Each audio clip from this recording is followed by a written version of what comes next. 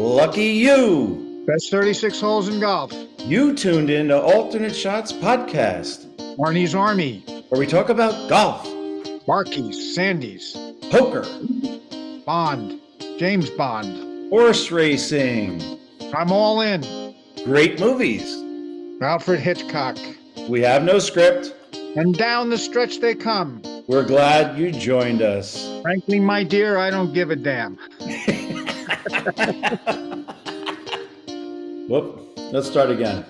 Tillinghast's imprint on this 280 acres. It is a joy to play. I mean, that's the only word. It's just because something is difficult doesn't mean it's not joyful. Alternate Shots fans, we have a real special treat today. We have golf historian, specialty interest around Tillinghast with us here today. He's been at this 20 plus years. Phil Young, welcome to the podcast. My pleasure, especially with you guys. Two things. Number one, good friend of Doug Smith.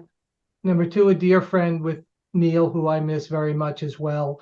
And I want to start out by saying that I think the World Golf Hall of Fame should start putting in historians, and that the first person they should put in, Smith, because he set the bar for every golf historian to follow.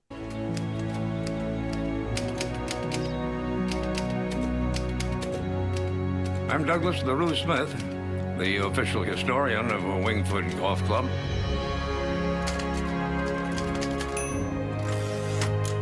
I've devoted much of my life to the history of Wingfoot in this clubhouse right here in this room.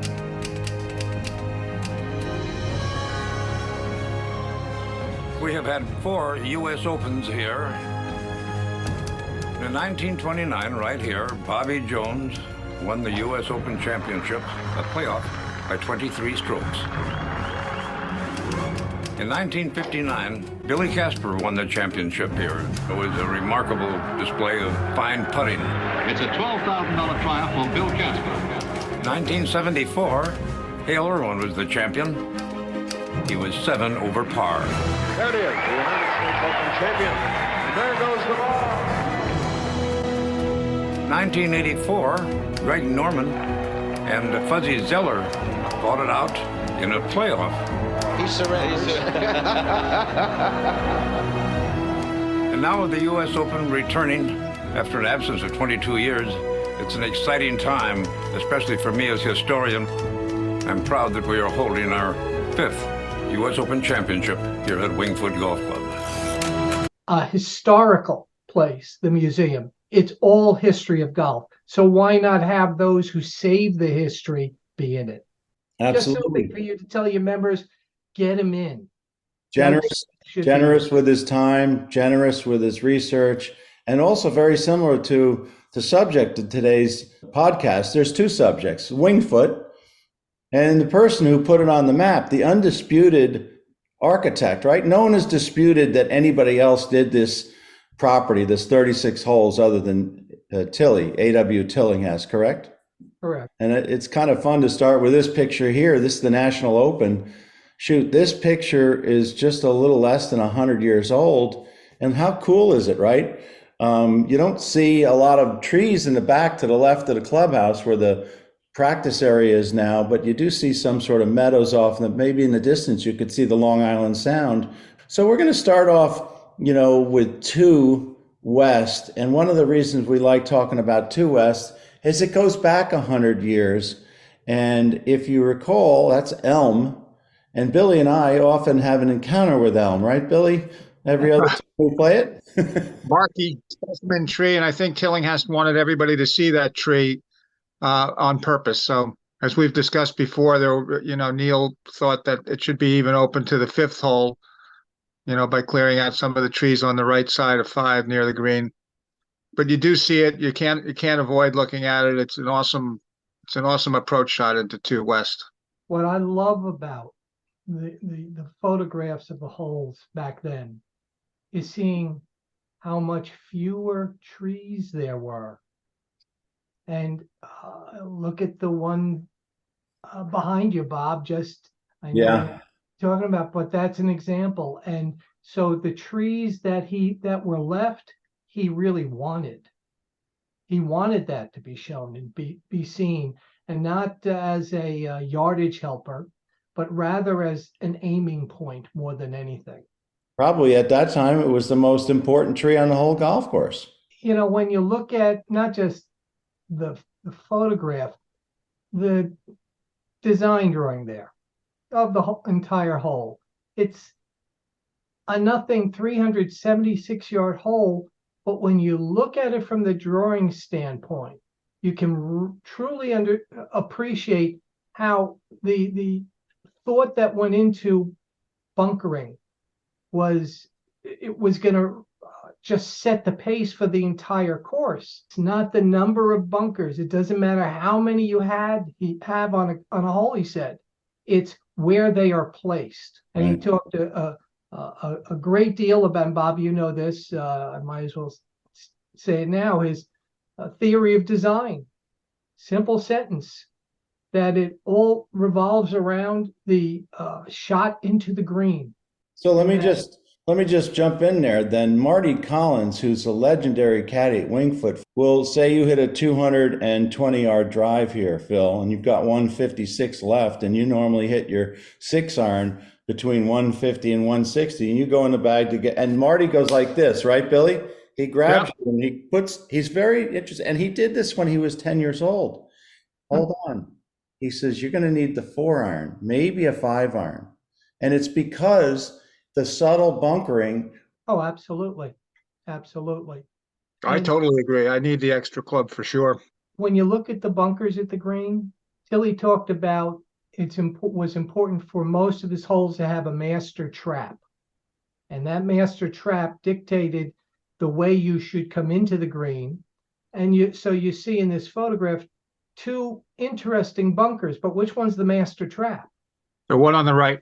The one on the left. The one on the left. I would have lost that one. Look at the shape of the putting surface just to the right of it. The purpose of the master trap was to control the entire green complex. That slope is incredible. It's subtle, incredible, but this is also one of the few greens from the back of the green to the front. It goes down the entire way. There are greens that kind of go down, then level, and down and level. This one just subtly goes down the whole way. At US Open speeds, you could be at the back of the green and hit it 15 feet and putt it off the green. So we learned one thing, Billy, the master trap, and we're 0 for 1 on the quiz. So let's go to 4. It was a 50-50 shot, and we both missed it. Yeah, we missed it. Let me bring up 4. 2 dope scoping out master traps. You see how straight a hole it is. I wonder if those bushes or those trees were there in the original design, Phil. That looks pretty thick if you're over left or right here. And I'm not even going to take a guess at which is the master trap on that hole. Well, he didn't just say a master trap. What he said was, if you agree that with the concept that it's the shot into the green that is the most important shot in golf, and that his job as an architect is to create an inanimate defense against an animate offense, then you have his philosophy of design. That exact one sentence explanation of his philosophy designed by himself. But what does that mean? An inanimate defense is one that doesn't move. That's the green complex. No matter what you do, the green's where it is, the shape is how it is, mostly the same. The bunkering's the same, but it's the player.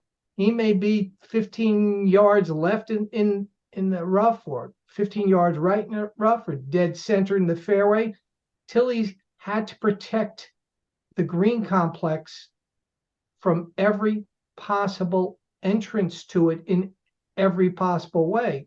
So again, it's, you look at the shape of the green and really how it will play. And in this, it was a straight hole, but one of the things that he had a firm belief was that you should make it so that the challenge is mostly from the left side of the fairway. Most of your average to poor golfers slice.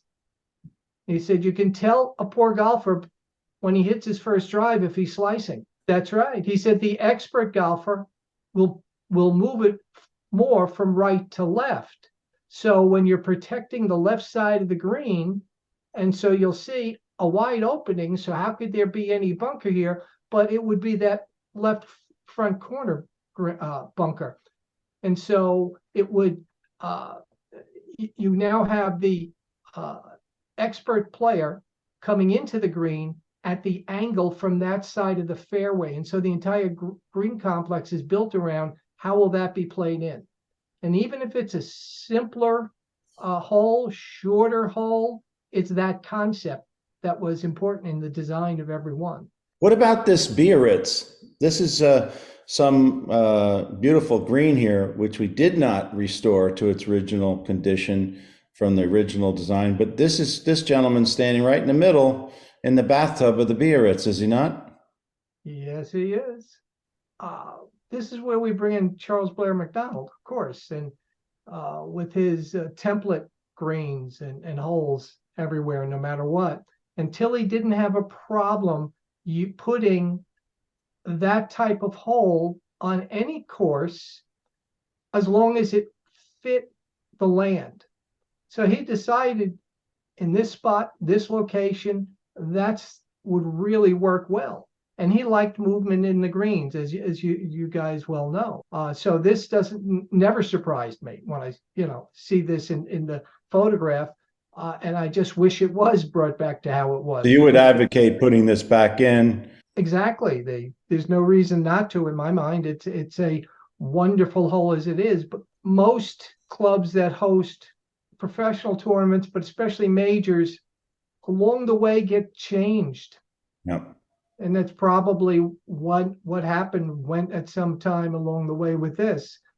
So what I thought was interesting about 9 West, Phil, and again, thank you for letting us work with your pictures in your various books, is you see, and it does look very similar. Now, Steve Rabideau keeps those edges, is like a shave you got from the barber, right? Pretty edgy, but you begin to see the clubhouse. Tillie and Clifford Wendehack, wouldn't you say that, Billy? Didn't they collaborate on the clubhouse?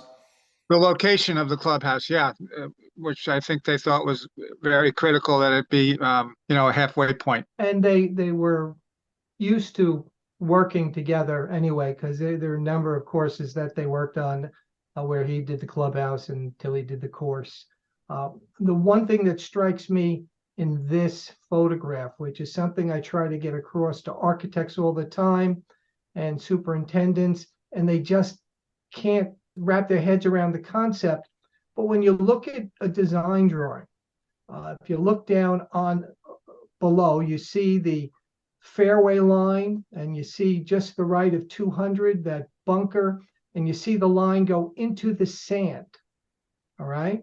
Now look at the above picture and look at the fairway line. Where does it go?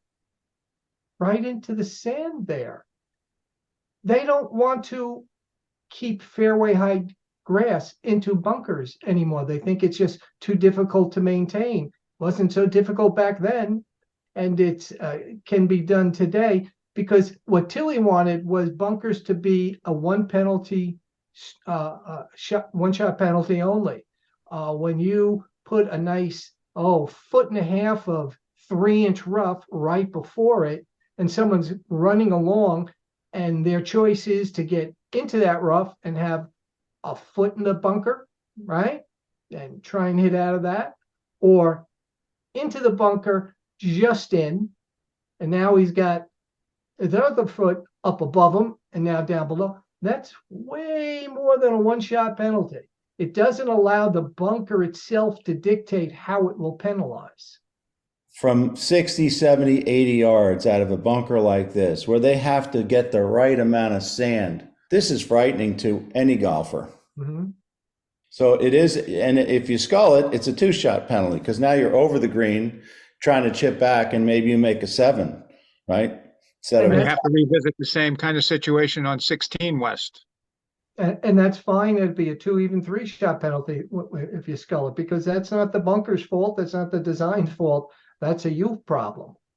I don't think that cart paths are in play at Wingfoot at all. At any point, I can't think of a place where a cart path. They're mostly next to tees and situations like that, but they don't run alongside the fairways or anything.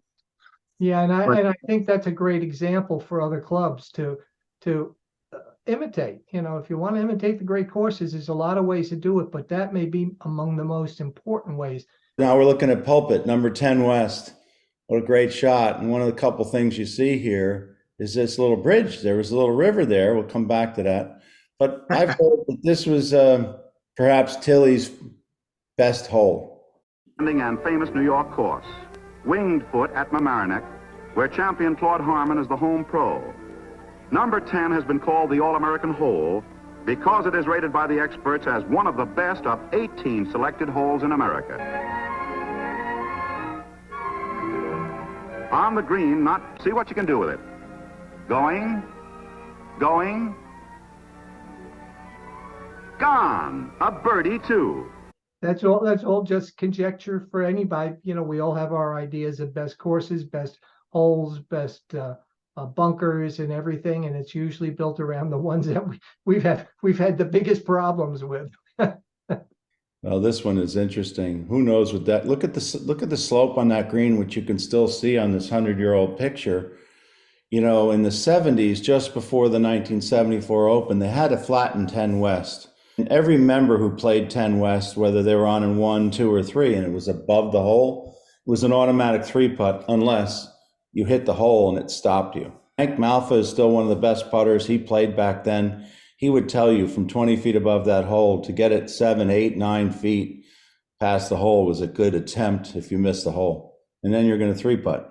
Can I bring up how the 10th hole played a unique part in the 2006 Open? As many will remember, the anger in the professionals every single day to poor Mike Davis because the USGA had decided to have the different greens at different speeds because of the different contours in them. And the prime example was the 10th hole. The best hole locations are in the back half of the green, and they can never use it simply because it's always got to be at the same speed as everyone else. And one day when I was up there prior to the Open, I think it was late 2004, with Neil, we were walking around and we got talking about the idea of, why do they have to all be the same speed? Why can't they be just as challenging, but in a way that will allow those great hole locations used? And so I took it a little further and went to talk to Mike and said, Mike, you should use them at different speeds. And somehow he foolishly took the idea and put it into practice and took all the grief. And I wish he had let me take it, but I still think it was a great idea because what difference does it make the speed of the green? You have to judge the different speeds anyway, depending on whether you're above the hole or below it or coming from the sides. And this is on every course. It's always a different speed anyway. But this way you could play the hole as it was meant to be played. We ask everybody that we have on, if they had to put a par on the scorecard of the 8 par 3s at Wingfoot for a large sum of money, what would they choose? And not a single one of them has chosen 10 West, right, Billy? No, that would be the last choice of everybody. That would be number 8. That's the most intimidating par 3 I've ever played because there's nowhere to miss it. If you do miss it and you manage to get your second shot on, you're still not done. So, it's a very intimidating shot. It might not be the hardest par 3 in the world, but it's certainly the most intimidating shot in any given round out there, especially if you're playing for something. When you look at it, both the straight at the bunker where it is and how it then goes down and kicks up into the green. And then you look at the design drawing carefully. If you understand the types of holes that Tillie made his own templates of, probably the most well-known now is the reef hole. This is a reef hole. And it's he wrote about this in 26 or 27 and in Golf Illustrated, and he had said in it that he had actually already done some. He was describing the reef hole he had done for Newport, and then said that he had done a number of other variations on this. So when you look at this, a reef hole requires a large center bunker.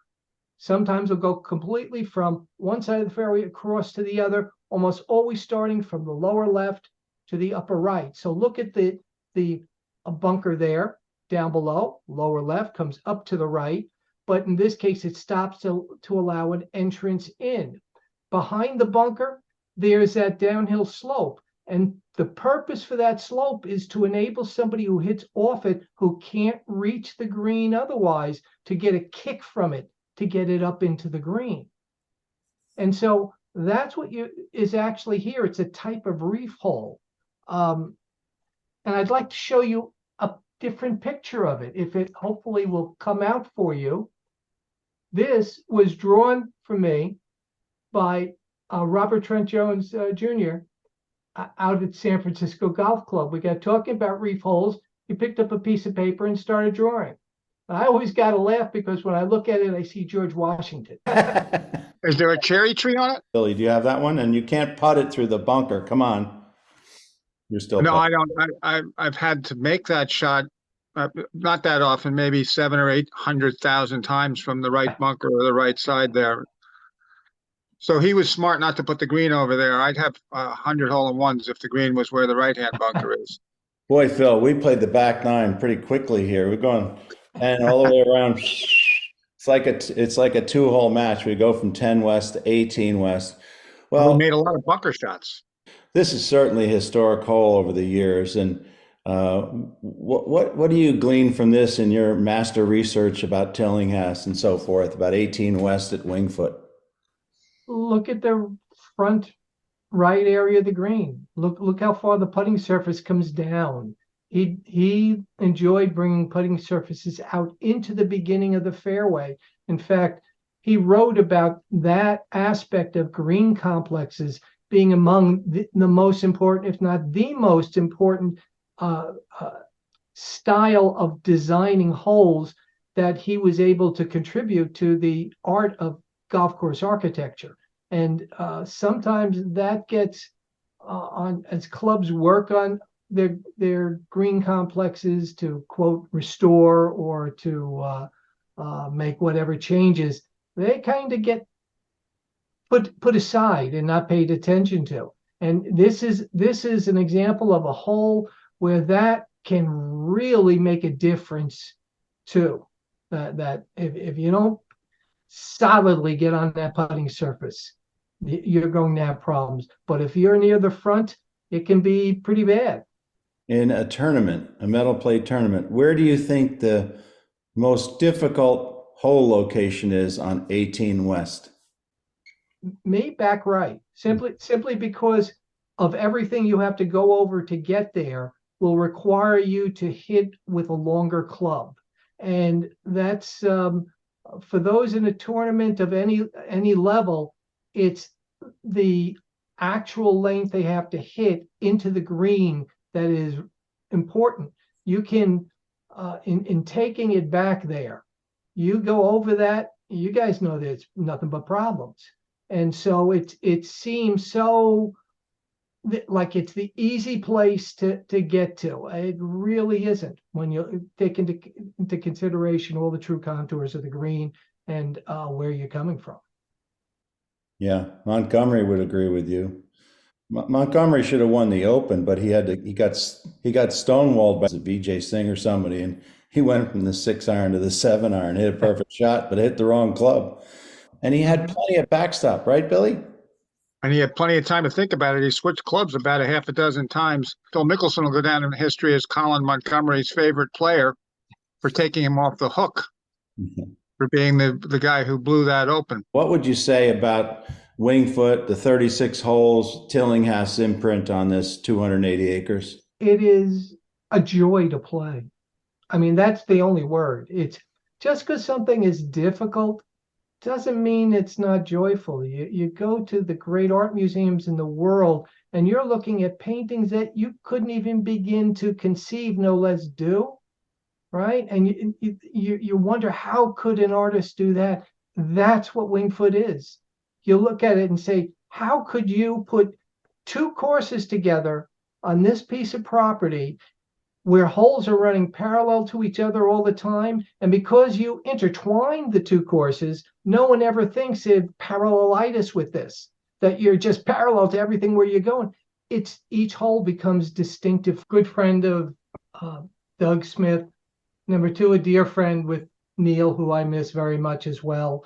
And I want to start out by saying that I think the World Golf Hall of Fame should start putting in historians, and that the first person they should put in, Smith, because he set the bar for every golf historian to follow. Why are you laughing? Well, at least we have the laugh to add at the end. Right. We've gone from 12 handicaps at this to 19 handicaps in just a week. That's what happens. Somebody changed my grip, and the next thing you know, I can't do the podcast anymore. I felt like I was in the first row of the first pew at church right during the sermon. And your brother was poking My you. My brother was making me laugh. Thanks for joining us Casper, today. Billy Harmon, We really appreciate your Double feedback. Indemnity, And please Arky, subscribe to the Two show. Outer, Hit them Odd hard Job. and hit them off. That's 36 holes.